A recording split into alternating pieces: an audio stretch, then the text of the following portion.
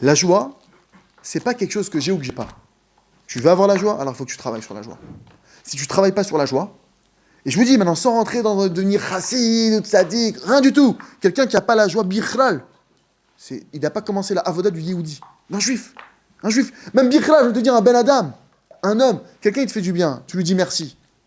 Je sais pas, c'est le minimum. Quelqu'un t'a fait du bien, tu lui dis merci, ouais. Hachem, tous les jours. Kol aneshama talalia, al tikre aneshama, et l'aneshima, le roi David, il est arrivé au niveau. Chaque souffle, je loue Hachem. Maintenant, ce que je vous dis là, croyez pas que maintenant, c'est facile. Dans le sens, on le sait, non, il y a une avoda. Le problème, c'est que les gens, ils savent pas que c'est un travail. Donc les gens, ils savent qu'il faut travailler la compta, il faut travailler les études, il faut tout travailler. Ils travaillent tout. Mais la joie, je crois qu'elle va venir comme ça. Le problème, c'est que quelqu'un qui n'a pas la joie, il peut travailler jusqu'à demain ses études. T'es triste, des sauts de galères qui tombent sur la personne. Si vous voulez, voilà, vous voulez une garantie. Si quelqu'un dit, il n'y a pas une ségoula pour avoir des galères, très simple. Sois triste. Sois triste, commence à te plaindre. Sache que tu as la ségoula absolue pour avoir des tannés. Même si tu dois recevoir 1 milliard, tu vas te reprendre une... Tu vas dire, mais comment c'est possible, je devais réussir, il n'y a rien qui marche. Avec le potentiel que j'ai, avec les qualités que j'ai. Comment ça se fait? C'est simple, je veux te dire, c'est très simple. Tu as utilisé le bouton à l'envers pour rater. Donc, comment je fais, mes amis? Très simple. Très simple et pas très simple. Il faut étudier le sujet. Première des choses, il faut étudier. C'est quoi la joie? Et je vous dis, quand vous avez un coup de tristesse, parce que ne croyez pas que maintenant que vous savez que il faut avoir la joie, vous allez l'avoir facilement. Vous allez au contraire être attaqué. Maintenant, il faut savoir que votre ennemi numéro 1, c'est lui. Quand la tristesse, elle vient s'attaquer à vous, assure de se laisser faire. Un type, il vient, maintenant, il veut t'arracher ton manteau. Tu te laisses faire? Un type, il vient, maintenant, il veut t'arracher ton portable. Tu te laisses faire? Un type, il vient, il t'enlève ta vie. Tu veux te laisser faire? Ah non, chas shalom. Mais celui qui t'enlève la joie, il t'enlève ta vie. Il t'enlève ta parnassa. Il t'enlève tout. Qu'est-ce que c'est un homme sans joie? Mais il est mort. Il est mort. Le guide Sarah, il vient maintenant, il y a quelqu'un qui vient pour t'enlever ta joie, tu te laisses faire? Pas du tout. Tu mets ton Walkman, tu prends une musique cachère de préférence, tu te mets, s'il faut, tu te mets à danser, tu tapes des mains dans la rue, tout ça, on s'en fout. Tu te laisses pas battre. Tu dis, c'est pas grave. Je serais peut-être débile, mais je serais pas triste. Je veux plus me laisser faire. Je fais le choix, et ça, c'est un choix. C'est le début d'un choix qui est fondamental dans la vie d'un juif qui va avancer. Je fais le choix maintenant de plus être triste. Les gens, ils pensent que je fais le choix de faire Shabbat. Je fais le choix de... Vada, il faut faire des choix importants dans la vie. Mais je vous dis, quelqu'un maintenant qui fait Shabbat et qui est touché par la tristesse, il pourrait lâcher Shabbat. Dieu préserve. Quelqu'un maintenant qui a la joie, je sais que chaque chose qu'il va prendre, il va le garder, c'est impossible qu'il tombe. Parce que ce qui nous fait tomber, c'est ça. Et nous, le problème, c'est quoi? C'est que le Tzahara, il nous fait croire que la joie et la tristesse, c'est des choses, bon, ça arrive d'être triste, ça arrive d'être joyeux. C'est faux.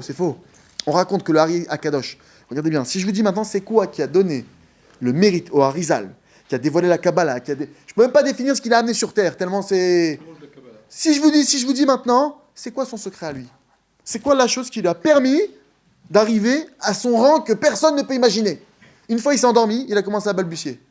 Son élève, le Rabbi Chaim Vital, lui a dit, Mira, vous avez parlé en dormant. Il dit, ouais, j'étais en train d'étudier là-haut, au Beth Midrash d'en haut. Vous pouvez nous transmettre un enseignement?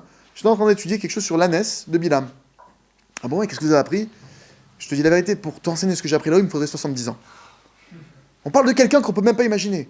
Il te dit, c'est quoi mon sod? Il faisait les mitzvot avec de la joie. C'est un truc de fou. Tu te dis, mais non, c'est pas possible. Il dormait pas de la nuit, il s'est coupé les bras, les mains, les jambes, il se roulait dans le sel, et il s'est fait... Il faisait les mitzvot dans la joie. Ça paraît fou. Ça l'a amené à devenir le Hari Akadosh. Jusqu'à la fin du temps, on va en parler.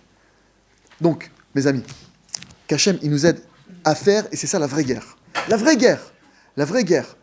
Quoi qu'il se passe, même si maintenant j'ai toutes les raisons du monde de me dire je suis un raté, je suis un tordu, je suis un pourri, je suis ce que tu veux, même le plus grand rachat des rachats du monde, s'il est dans la joie, on va dire qu'il ne faut pas être rachat. Maintenant, même celui qui sait, le pauvre où il est arrivé, celui qui reste dans la joie, Hachem, il est avec lui. Et Esther, quand elle a vu Haman, Premier ministre, de l'argent, des enfants, du truc, il est arrivé, invité par la reine-mère en personne, elle a vu arriver comme ça, elle a dit c'est bon, je peux rien faire. Elle a dit je vais espérer que demain, on va refaire le même michté, je vais espérer avec l'aide du ciel, que demain il va arriver avec une tête d'enterrement, et là, à ce moment-là, je vais lui tomber dessus. Et Béhémet, il avait la vraie tête d'enterrement quand il est arrivé le lendemain. Il a perdu sa fille le lendemain. Imaginez le lendemain, il a perdu sa fille, il était en deuil. Il a dû traîner Mordechai dans toute la ville, son ennemi juré. Il a eu sa fille, en fait, qu'est-ce qui s'est passé? Elle l'a vu en train de traîner ce Mordechai à cheval, elle a jeté le pot des toilettes, donc rempli d'excréments, elle l'a blessé, en voyant qu'elle a blessé son père. Elle s'est suicidée. Donc imaginez imaginez dans quel état.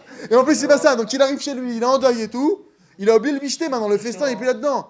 La garde royale arrive, Aman, tu dois venir. Mais attendez, je me suis pas lavé, on s'en fout, tu viens. Il arrive avec une odeur d'égout au festin. C'était fini. Esther, elle avait dit c'est fini. Éclaté le pendello, il s'est fait pendre le jour même. Donc qu'Hachem il nous aide, Béhémet, à travailler la joie. Et comment on la travaille? On l'étudie et on la demande. On la demande.